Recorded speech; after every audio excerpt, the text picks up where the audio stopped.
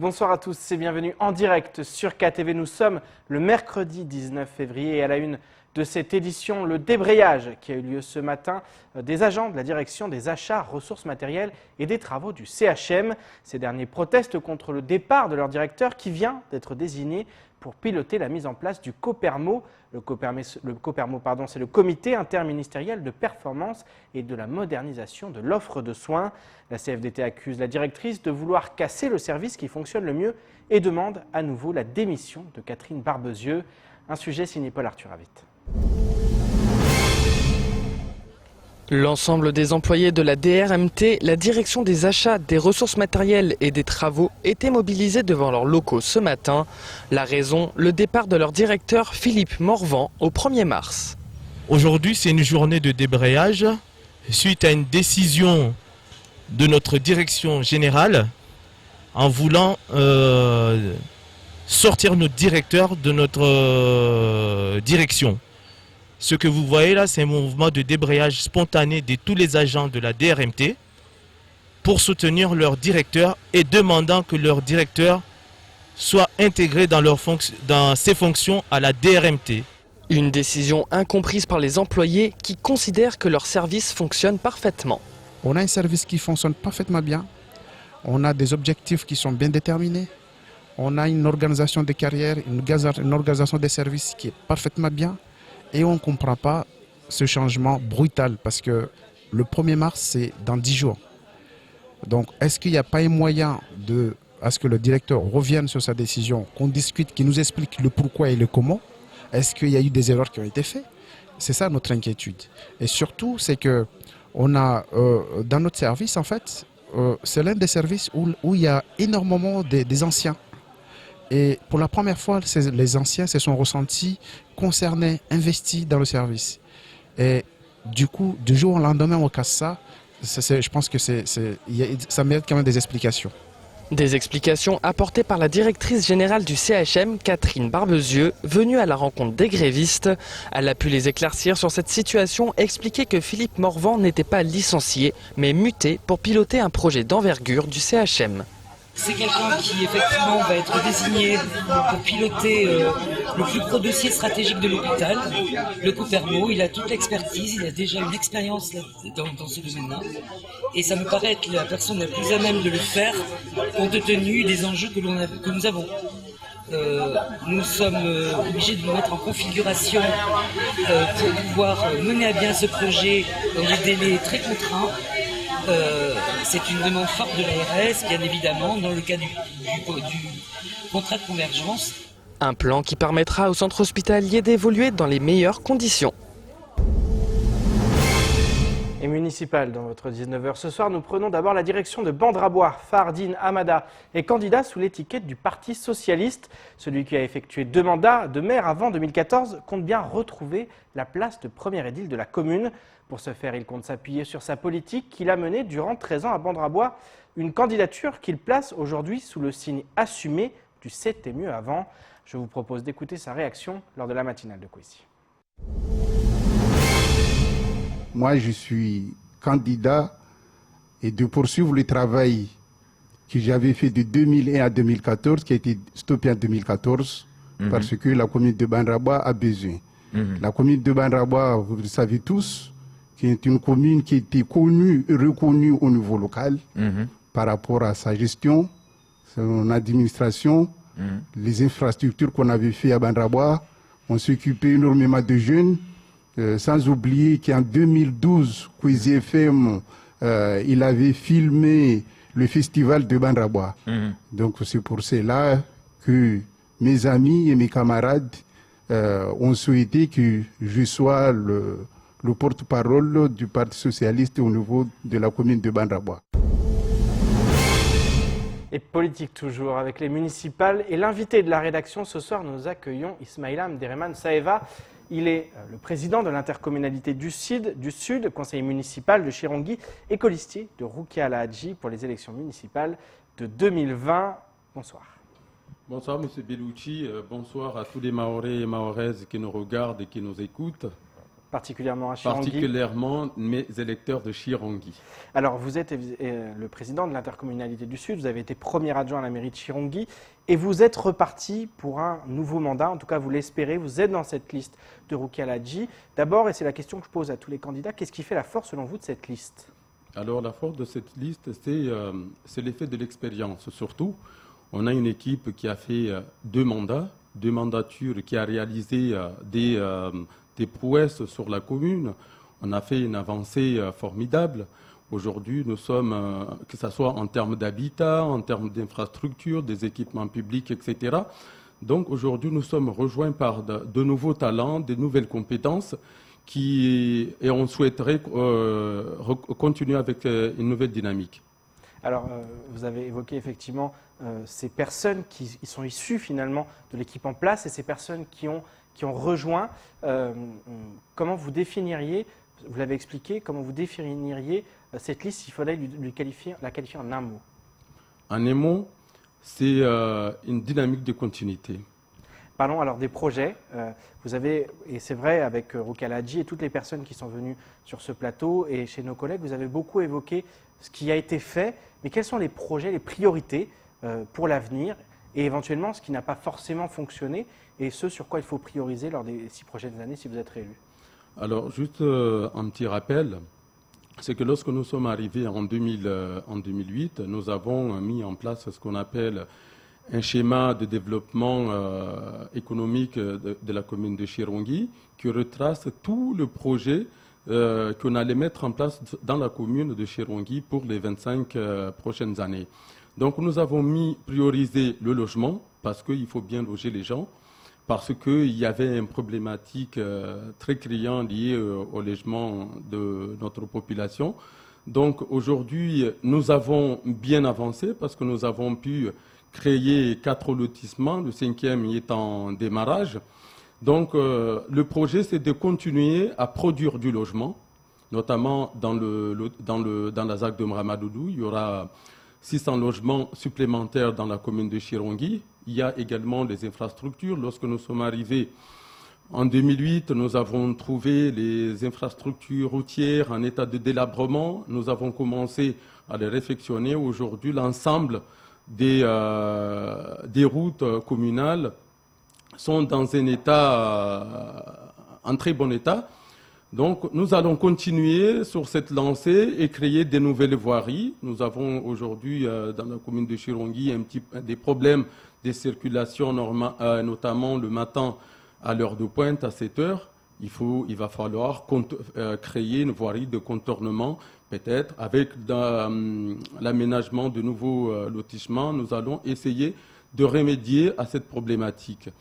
Et ce n'est pas que ça, il y a des équipements publics, comme les écoles. Nous avons rénové les écoles, nous n'avons pas arrêté de rénover les écoles depuis que nous sommes arrivés en 2008. Aujourd'hui, quasiment l'ensemble des écoles ont été rénovées avec des nouveaux bancs, etc. Nous nous attaquons pour cette 3e mandature, si les Chiranguiens nous font confiance, au bien-être des enseignants et des élèves, c'est-à-dire mettre la modernité, apporter un peu plus d'informatique, de confort pour le bien-être des enfants et des enseignants. Parlons de sécurité, c'est un sujet important lors de ces élections municipales, on sait dans toutes les communes de l'île. Qu'est-ce que vous allez faire pour que Chirangui et les villages de la commune de Chirangui soient plus sécurisés, qu'on se sente plus en sécurité dans les rues des différents villages et de la commune? Alors là, on a déjà fait beaucoup. Par exemple, il y a la lutte contre l'habitat insalubre. Il y a aussi la lutte contre l'urbanisme sauvage, parce que malheureusement, avec le flux migratoire, on voit les maisons pousser un petit peu partout. Ça, c'est complètement arrêté à Chirangui. On ne peut plus construire sur les collines, on ne peut plus construire des bangas en dehors des villages ou en dehors des propriétés privées. Grâce notamment à la flagrance. Exactement. Donc la lutte a été menée déjà depuis et nous allons poursuivre. Nous allons installer des caméras sur les zones qui sont sensibles, là où il y a des attroupements, surtout devant les établissements scolaires, les lycées, là où il y a les arrêts de bus, etc. Donc le travail va se poursuivre et nous allons l'accentuer. Maintenant que la commune poursuit son développement, il faut bien évidemment installer la sécurité. Un mot aussi sur l'environnement et sur la collecte des déchets. On sait que c'est aussi une grande problématique actuellement à Mayotte, dans toutes les communes. Qu'est-ce que vous allez faire sur ce domaine pour aller encore plus loin, pour que les Chironguis soient encore plus propres? Voilà. Alors, la compétence en matière de déchets a été déléguée à la communauté de communes. Pour celles qui l'acceptent? Voilà. Enfin, c'est une compétence obligatoire pour la communauté de communes. Qui peut être effectivement, pour certaines, voilà, reléguée jusqu'en 2026, il me semble. Voilà. Et ça a été délégué par la communauté de communes aussi des Vents parce qu'il n'y avait pas d'autres structures lorsque les communautés de communes ont été mis en place. C'est vrai que le service aujourd'hui n'est pas satisfaisant, mais de temps en temps, nous organisons des opérations ponctuelles de nettoyage pour essayer de soulager la population, ce que nous allons poursuivre. Je vous apprends d'ailleurs que dès la semaine prochaine, il va y avoir une grosse opération de nettoyage, d'enlèvement des objets encombrants pour là aussi lutter contre le risque de dengue qui sévit actuellement sur le territoire. Parlons un mot de développement économique.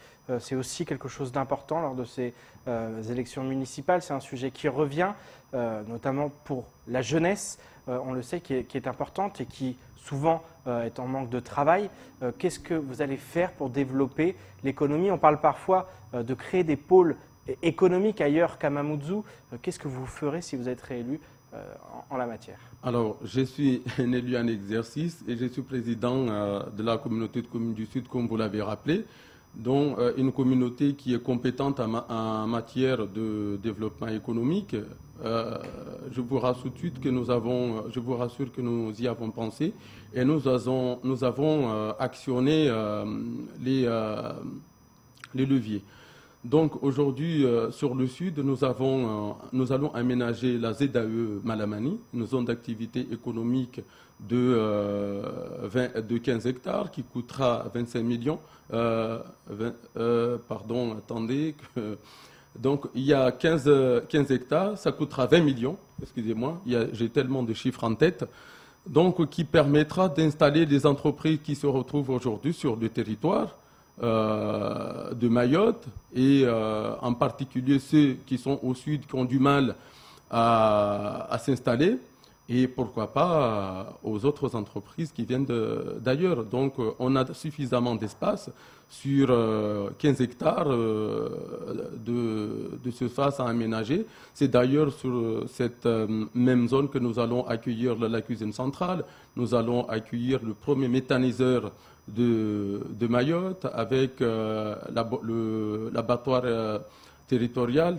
Donc il y a beaucoup d'équipements, il va y avoir aussi la ressourcerie, nous allons valoriser tous les déchets que souvent on a tendance à jeter de l'électroménager qui pourrait être revalorisé, réparé et pourquoi pas les revendre à des personnes qui sont dans des situations plus modestes, qui n'ont pas les capacités d'acheter des équipements plus chers. Donc, le développement économique est en cours. Nous avons, avec notre partenaire qui est les femmes, le foncier est acquis. Aujourd'hui, nous sommes en phase opérationnelle, c'est-à-dire que nous sommes en train de recruter le maître d'œuvre qui va réaliser. Et j'espère d'ici en septembre passer en phase DCE, c'est-à-dire recruter des entreprises qui vont engager des travaux. Donc l'opération est bien, le projet est bien parti et on espère un démarrage très rapide dès cette année.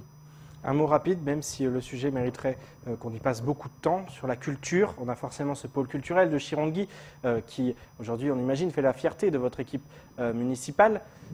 Quels sont les projets? Parce qu'effectivement, et on va en parler dans un futur sujet, il y a les murs et puis aussi il y a les projets culturels. Quels sont les projets culturels que vous allez porter avec votre équipe dans les prochains mois et dans les prochaines années si vous êtes réélu en 2020? Très bien. Vous savez, c'est un pôle culturel. C'est vrai qu'il y a le cinéma, mais aussi c'est une salle de répétition de musique, c'est du théâtre. C'est tout l'aspect culture qui sera présente. Nous avons des associations qui sont présentes sur le territoire et ces associations ne demandaient qu'à avoir un espace où s'exprimer. Tous ces artistes qui montent, qui manquaient un peu d'espace d'expression, la réponse que nous avons apportée à cette population, c'est cette salle culturelle. Maintenant, nous assurons la gestion, bien évidemment, mais c'est un moyen pour cette population, pour ces artistes, de venir s'exprimer. Voilà. On l'a connu, il s'appelait à l'époque MJC. C'est vrai qu'on était très limité en termes d'organisation des événements, mais aujourd'hui, on a une salle qui peut organiser des conférences, qui peut accueillir des événements à dimension territoriale. Et c'est ce qu'on peut. On a un équipement aujourd'hui qui fait rayonner le Sud. Et ça ne peut être qu'une réponse excellente pour la population. Pour conclure, en quelques mots, qu'est-ce que vous avez envie de dire aujourd'hui aux électeurs de la commune de Chirongui qui seront amenés à voter les 15 et 22 mars prochains? Qu'est-ce que vous avez envie de leur dire, les yeux dans les yeux? Alors, les yeux dans les yeux, je leur dirai, vous avez une équipe qui est là, qui est stable. Jamais un premier adjoint au maire ne se présentait contre le maire en place, ni les autres adjoints maires. C'est-à-dire qu'il y a une stabilité au niveau politique. Et vous verrez, et vous voyez très bien que la commune avance. Au niveau administratif, nous avons trouvé des services qui étaient dans un état indescriptible. Nous avons organisé des services en pôle, etc. Et grâce à ça, on voit avancer les projets. Aujourd'hui, nous souhaitons continuer cette dynamique et apporter encore plus de réponses à notre population. Donc c'est pour ça que nous demandons leur confiance de manière à ce que nous avançons la commune de Chirongui. Merci beaucoup Ismaïla Abderrahmane Saeva. Je rappelle que vous êtes le président de l'Interco et que vous êtes colistier de Rukia Lahadji pour ces élections municipales à Chirongui. Il est temps de faire le tour du reste de l'actualité locale avec notamment le premier salon de l'étudiant de Mayotte ou encore le préfet qui appelle les parents à prendre leurs responsabilités. Au montage, Leslie Vumenet. Selon la préfecture, suite à la panne d'un bus scolaire occasionnant un retard d'une dizaine de minutes dans le ramassage des élèves, hier matin une centaine de collégiens a érigé un barrage sur la RN2 dans le village de Tsunzu. À l'arrivée des policiers sur place à 6h30, cet attroupement rapidement alimenté par de jeunes individus violents a très vite dégénéré en affrontement avec les forces de l'ordre, avec caillassage, dégradation et incendie de mobilier urbain. L'ordre et la circulation ont pu être rétablis à 9h15 par l'effort conjugué de la police nationale et de la gendarmerie mobile venue en renfort. La préfecture dénombre 6 blessés parmi les forces de l'ordre, dont un a été hospitalisé. 4 individus, dont 3 mineurs, ont été interpellés. Face à cette violence inouïe et inacceptable dont les services de l'État ont une nouvelle fois été victimes, le préfet de Mayotte lance un appel au calme et à la concorde en direction des jeunes. Il souligne la responsabilité des parents des enfants violents dont les actes sont supportés par la société mahoraise tout entière. Le premier salon de l'étudiant de Mayotte va se tenir du 2 au 5 mars 2020 au centre universitaire de Dembéni. Les salons de l'étudiant sont des événements qui ont lieu partout en France et qui réunissent différents acteurs de l'enseignement supérieur, des professionnels de la vie étudiante, mais également des professionnels du monde socio-économique. Pour cette première édition, le Salon de l'étudiant de Mayotte est organisé par l'Association des étudiants du Centre universitaire de Mayotte et ses partenaires. Il s'adressera essentiellement aux étudiants de 3e année de licence, étudiants de BTS, étudiants de première année souhaitant se réorienter, élèves de terminale générale et technologique, ainsi que leurs parents.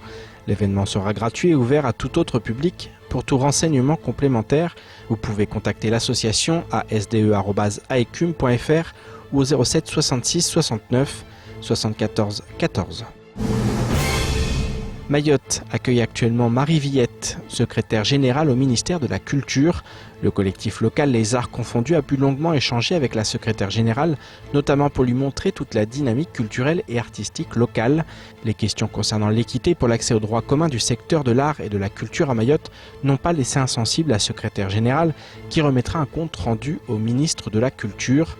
Le collectif a sollicité une feuille de route de travaux afin d'avoir des étapes de travail concrètes pour Mayotte. Selon Les Arts Confondus, les enjeux sont le soutien et l'accompagnement au projet des lieux de création, répétition, d'éducation artistique et de transmission, l'aide à la structuration du secteur professionnel du spectacle vivant ou encore le renforcement des moyens de la DAC Mayotte pour accompagner le développement et l'accès à la culture au plus grand nombre.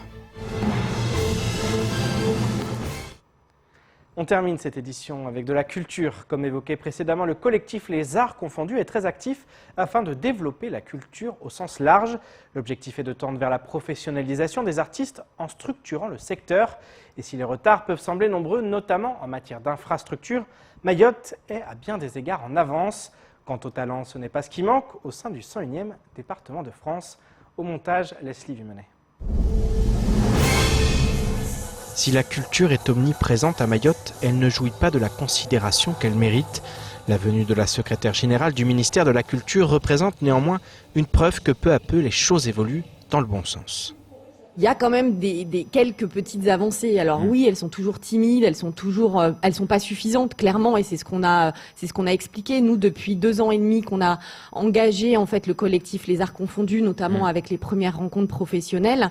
En fait, la première chose qui nous a quand même permis en fait ces rencontres, c'est quand même l'ouverture du dialogue, parce qu'en fait la réalité c'est qu'on s'était quand même rendu compte avec l'ensemble des artistes et l'ensemble des acteurs culturels de Mayotte, quelle que soit leur discipline, c'est qu'en fait on n'était quand même jamais reçus au niveau national, que même les élus locaux en fait ne nous recevaient pas et n'étaient pas dans une démarche d'art et culture. C'est-à-dire que oui, on était dans une démarche traditionnelle et qu'on ne renie pas du tout, bien au contraire, elle est associée en fait à la démarche, mais elle ne peut pas être que traditionnelle. Donc c'est ça en fait, et ça il y a vraiment une avancée depuis 2 ans et demi, et d'ailleurs les campagnes électorales actuellement le montrent, puisqu'on voit bien quand même que certains, et de plus en plus on parle de culture, et que certains nous ont consultés. L'un des freins au développement de la culture reste le manque d'infrastructures.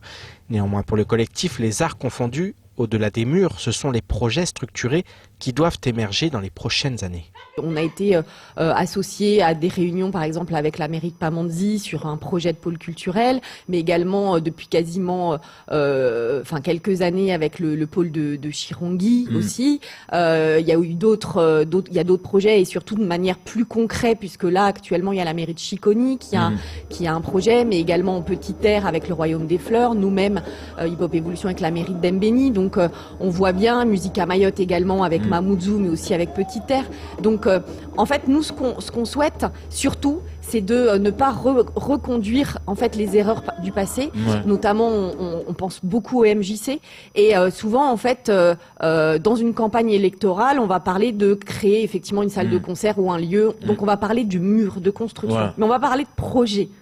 Et ça, en fait, on veut pas reconduire cette erreur, parce qu'en fait, si aujourd'hui il y a aussi de la crainte ou peut-être de la difficulté à trouver les financements pour construire en fait ces équipements culturels, c'est souvent aussi parce qu'il n'y a pas de projet derrière. Malgré ce manque criant d'infrastructures et de projets pour les financer, les artistes sont nombreux sur l'île et ne manquent pas d'idées face aux difficultés qu'ils rencontrent pour vivre de leur art. Moi, j'ai plutôt le sentiment qu'on est plutôt innovant à Mayotte dans la culture, parce qu'on n'a pas les murs, on a hors les murs. Et en fait, il faut savoir que depuis 3 ans, la métropole, et principalement même au niveau international, les gens en fait cherchent à retourner sur le terrain, à retourner vers le public. Et ça, c'est quelque chose qui est inné à Mayotte. Alors, je dis pas qu'il faut se satisfaire de ça, parce qu'il faut aussi des lieux, mais je pense qu'il faut aussi arrêter de penser qu'on est en retard. On n'est pas en retard, on est en avance par rapport à cette démarche. Maintenant, il faut aussi que les artistes professionnels vivent. Et pour qu'ils puissent vivre, il faut qu'il y ait un secteur économique de la culture. Ça veut dire qu'il faut qu'on l'imagine réellement comme un secteur où il y a de l'emploi, où il y a de la formation, où il y a des congés spectacles, où on travaille avec le public qui va comprendre pourquoi il doit payer pour aller voir tel ou tel spectacle. Donc c'est toute une organisation. Et le problème, c'est que comme la culture fait partie intégrante de la vie des Mahorais, souvent c'est compliqué d'imaginer qu'en parallèle, il peut y avoir un secteur professionnel, en fait, dans lequel on peut se projeter. Structurer le secteur culturel afin de permettre aux artistes de se professionnaliser, voilà le grand défi que souhaite aujourd'hui relever le collectif. les arts confondus. C'est ainsi que s'achève cette édition. Merci de nous rester fidèles sur KTV. Vous retrouverez votre journal demain dès 19h pour tout connaître de l'actualité locale. Excellente soirée sur Cozy.